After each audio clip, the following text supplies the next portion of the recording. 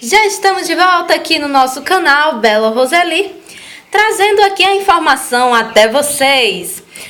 Agora falaremos sobre a folha número 2 do professor Melo, certo? A primeira questão tem falando sobre o que é verdadeiro e falso, né? As funções da moeda são o quê? Na minha concepção, a resposta certa é a letra C, que é elemento de troca, medida e reserva de valor e também um padrão de pagamento, né? Na questão número 2, nós temos as formas de moedas são, no caso também será a letra C, que vai ser metálica, escritural e manual.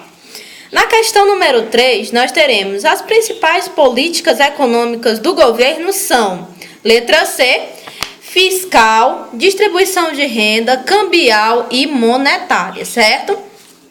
Na questão número 4, pergunta: o mercado onde atua um número reduzido de grandes empresas é denominado de... Não pode ser monopólio, né, galera, que está na A. Por que não pode ser um monopólio? Porque se for um monopólio, é só uma empresa, uma indústria, né, tomando de conta de todo o mercado, né? Então, se é algumas empresas no poder, então será letra B, oligopólio. Na questão número 5, tem dizendo, para uma nação é bom exportar quando? Quando tem uma taxa de câmbio equilibrada. Porque se for alta demais, dá problema. E se for baixa demais, também teremos problema. Questão número 6. Os instrumentos de política econômica para aumentar a arrecadação são... A letra certa é a letra C, que é o aumento de impostos e contribuições, que são as formas que o governo tem para estar arrecadando dinheiro, né? Então, pessoal, chegamos na altura da questão número 7. A política fiscal diz respeito à arrecadação e despesas do governo, que no caso é a letra C.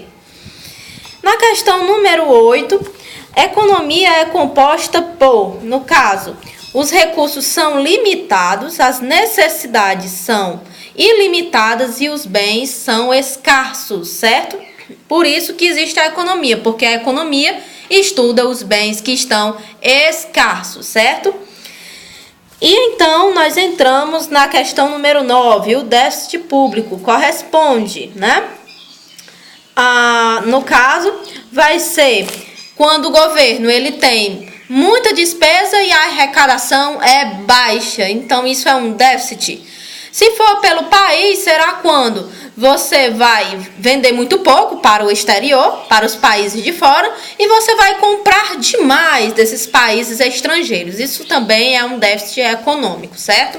Então, a resposta da 9 vai ser a letra D de dado. A resposta da questão número 8 também será D de dado e a da número 7 será C. Agora vamos entrar nas questões discursivas, que são de escrever, certo? Questão número 10. Comente com suas palavras diferença de moeda metálica e escritural. Eu deixei aqui por escrito, né? Mas eu vou aqui estar repassando o meu conhecimento falado, também lido.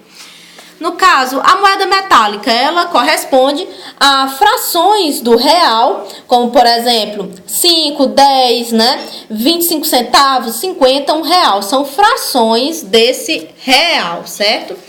E é emitido pelo Banco Central do Brasil, são muito utilizadas como troco, né? Moeda escritural correspondem a moedas geradas através de depósito à vista e em bancos comerciais. Hoje em dia, ela é trocada, né, pelo TED, que é uma forma de transferência de dinheiro eletrônico, certo? A próxima pergunta é o que representa política fiscal e rendas. Detalhe sua resposta, cite e dê alguns exemplos, né? Política fiscal, nós podemos estar encontrando ela na página 83 e diz o seguinte: política fiscal, ela compreende ações do governo relacionadas ao seu orçamento no setor público. Ela define o quanto o governo irá arrecadar e quanto ele poderá gastar. Rendas, nós podemos estar encontrando na página 87. Diz o seguinte: a política de rendas é um tipo de política utilizada pelo governo que procura melhorar a distribuição da renda e a justiça social. Ela atua diretamente na produção e nos fatores de produção, e a política de preços mínimos e a política salarial, Bolsa Família, programas também de renda, certo? Na questão 12, nós temos: relacione as diferenças existentes entre inflação, demanda e oferta. Então, a inflação nós encontramos lá na apostila do professor Melo, na altura da página 94, e diz o seguinte: é um processo de elevação dos preços dos bens, e em uma economia, a demanda será o desejo de compra da população e a oferta será justamente o desejo de venda das empresas. Essa é a grande diferença de uma para a outra. A inflação, né? A inflação nós encontraremos, né? Vamos encontrar na questão número 13, que diz o seguinte: defina com suas palavras inflação de demanda, quais os instrumentos do governo para combater isso aí, né? Então, a resposta é a seguinte: inflação, processos em que os preços sofreram alta, fazendo a economia e o consumo retraírem. Como combater, no caso, né?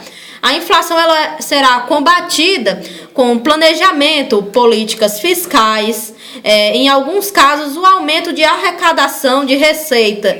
Deste será realmente uma questão de aumento de imposto, ou seja, sai tudo do bolso do pobre, do cidadão, né? E a inflação de demanda, ela é o excesso de moeda em poder do povo. Isso gera gastos públicos e a emissão dessa moeda que está sendo gerada. Também vai gerar o quê? A retirada dessa moeda da economia, a elevação da taxa de juros, o arroxo salarial e a contenção de crédito. Questão número 14.